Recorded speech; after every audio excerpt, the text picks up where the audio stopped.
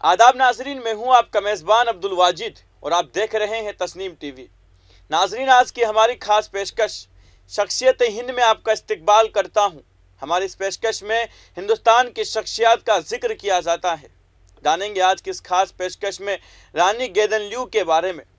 कबायली रहनुमा रानी गेदनलियू ने 13 साल की उम्र में जिद्दोजहद आज़ादी में शमूलियत इख्तियार की। 1932 में उस वक्त उनको गिरफ्तार किया गया जब वो मुश्किल 16 साल की थी और 14 साल जेल में गुजारने के बाद 1946 में रिहा कर दिया गया। हिंदुस्तान की आज़ादी की जिद्दोजहद की तारीख में शिमाल मशरिक से ताल्लुक़ रखने वाली आज़ादी पसंद के ताउन को नज़रअंदाज नहीं किया जा सकता। ऐसी ख़वातीन भी रही है जिन्होंने तमाम मुश्किलात का मुकाबला किया और मुल्क से बरतानवी हुक्मरानों को बेदखल करने की तहरीक में बढ़ चढ़ कर हिस्सा लिया। सबके दरमियान नागालैंडर रानी गेदनलियू को सबसे मशहूर आज़ादी पसंद जंगजू में एक समझा जाता है।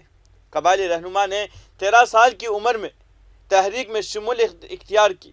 1932 में उस वक्त उनको गिरफ्तार किया गया जब वह मुश्किल 16 साल की थी और 14 साल जेल में गुजारने के बाद 1946 में रिहा हुई। उनकी हिम्मत और लचक की कहानी मुल्क के शिमाल मशरिकी हिस्से से ताल्लुक़ रखने वाली कई ख़वातीन के लिए एक तहरीक है।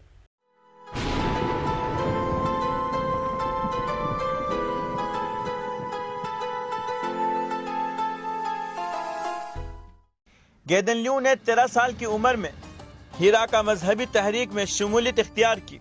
यह तहरीक जल्द ही एक सियासी तहरीक में बदल गई जिसका वाहिद मकसद अंग्रेज़ों को मणिपुर और नागा इलाकों से भगाना था। इस ग्रुप के अरकान ने उन्हें देवी का अवतार कहकर सलाम करना शुरू कर दिया, ये महसूस करते हुए कि तहरीक तवील अरसे में परेशानी का बाइस बनेगी। बरतानी हुकाम ने उनके कज़न हाइपू जदू नानक को गिरफ्तार करके 1931 में फांसी दे दी। गेदनलियू ने तहरीक के रहनुमा का ओहदा संभाला और अपने लोगों से हुकूमत के साथ ताउन न करने को कहा। उन्होंने अंग्रेजों पर कई हमलों की क़ियादत भी की।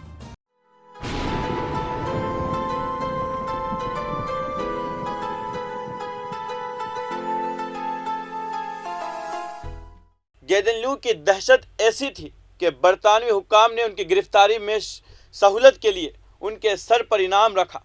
ऐसे ही एक सूरत हाल में हुकूमत ने ऐलान किया कि उनका ठिकाना देने वाले को कम अज कम 10 साल तक टैक्स अदा करने की ज़रूरत नहीं होगी।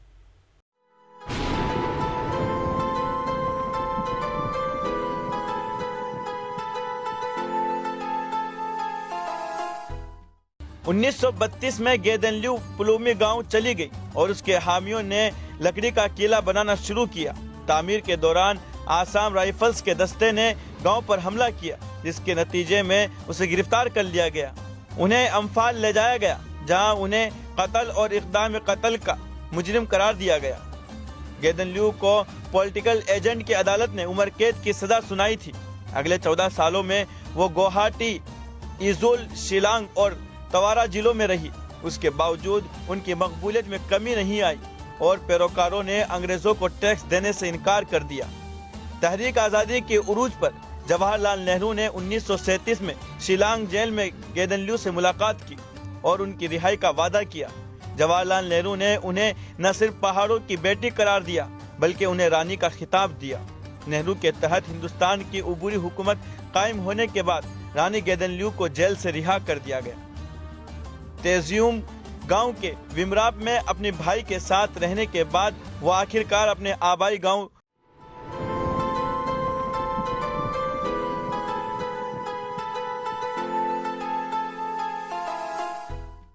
रानी गेदनलियू ने नागा शोर्स की मुखालिफत की जिसने हिंदुस्तान से अलहदगी का मुतालबा किया। रानी पार्टी की ज़ेलियांगरोंग मूवमेंट के क़याम के बाद उन्होंने हिंदुस्तानी यूनियन के अंदर एक अलहदा ज़ेलियांगरोंग इंतज़ाम यूनिट का मुतालबा किया।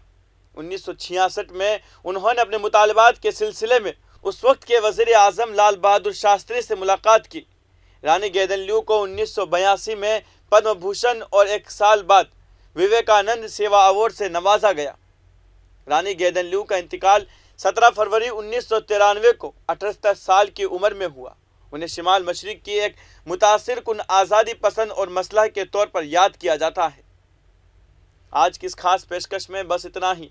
مجھے دیجیے اجازت اور آپ دیکھتے رہیے تسنیم ٹی وی، آپ کے میزبان عبد الواجد کے ساتھ۔ اللہ حافظ۔